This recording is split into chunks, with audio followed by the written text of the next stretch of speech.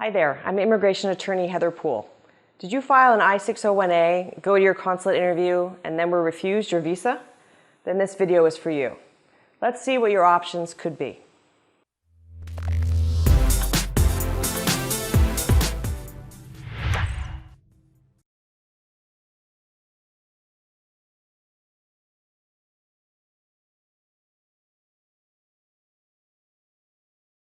So if you're not going to challenge an inadmissibility finding, additional finding by the consulate that you have to file a new traditional 601 and they're going to revoke your 601A, look at the refusal sheet that you received from the consulate at the conclusion of the immigrant visa interview. This refusal sheet will have some legal grounds checked off that will let you know why your 601A is being revoked. Sometimes the consulate will mark off the space on the refusal sheet that says you qualify for a waiver.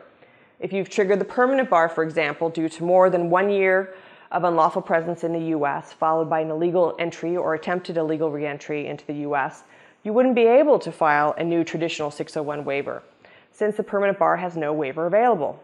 So the first thing to do is to make sure the consulate marked up this form, the refusal sheet, correctly. Share this form with a competent waiver immigration attorney to determine what options are truly available to you. The attorney should go through with you in detail your immigration history and what was said and written by you at the consulate interview to determine what your options are and to verify the consulate conclusions on the refusal sheet.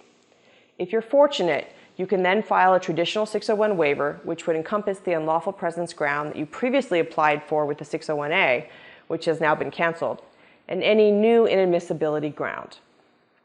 It may be tempting to just transfer info from the 601A form to the new traditional 601 form and expect USCIS to rely on all your past exhibits submitted with the original 601A, all in an effort to submit your case as soon as possible and get yourself in line for that long processing time. First of all, you have an additional ground of inadmissibility now that wasn't covered in your prior filing. You're going to have to explain why you did not disclose this ground before. You may have a more difficult time with discretion to prove that you did not lie to CIS previously by failing to disclose this additional ground before. Further, when you filed the 601A, you previously argued that either your spouse or parent couldn't survive in the U.S. without you, or your spouse or parent couldn't live with you abroad without incurring extreme hardship. Well, now that you're abroad, those arguments, given the passage of time, could have changed, or worse, of what you expected could have actually happened. If you actually did lose your job since you were denied that ability to return to the United States, you're going to argue how the financial hardship has worsened since you've been gone, for example. You can't just submit the same arguments and expect the case to be approved. It's not a rubber stamp. In addition, the type of additional ground of inadmissibility could affect your discretion arguments.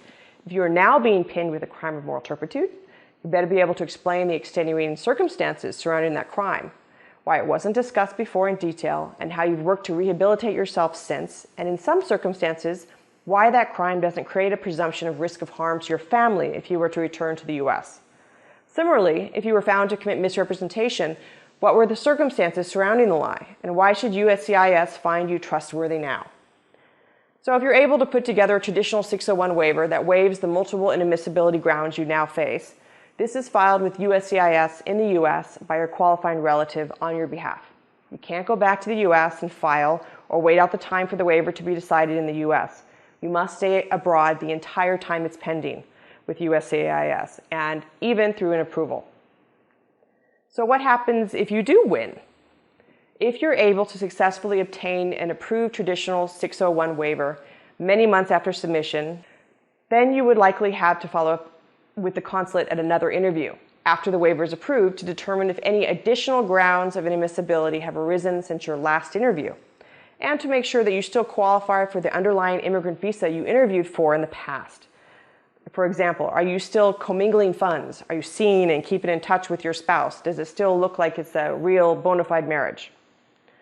This interview is similar to your last one, but with updated documentation for the 864 affidavit of support and the marriage, and updated criminal background checks.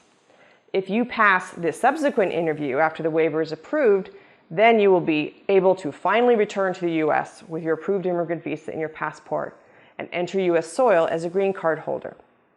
But how do we get you to this place as quickly as possible, knowing that you are looking at long processing times for the traditional waivers?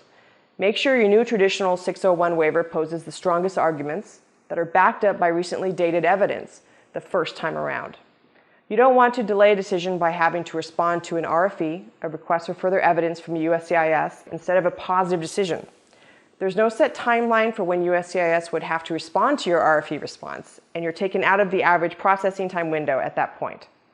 What this means is that beyond getting over the initial shock of having to stay apart from your loved ones, you need to get started on a waiver as soon as possible and take the time, sometimes 1 to 3 months depending on how the waiver arguments have changed and what documentation you need to update, to refile.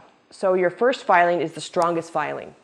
It's always more difficult to file what we would call a skeletal filing with hardly any evidence, and then hope that USCIS will match it up all later when you send in more documentation and the officer will see it all together in a cohesive, logical, and persuasive filing. Do it right the first time. I hope you found some useful tidbits in this video. There's even more information on our website about inadmissibility waivers. Visit humanrightsattorney.com, where you can also book an appointment to speak with me about your case.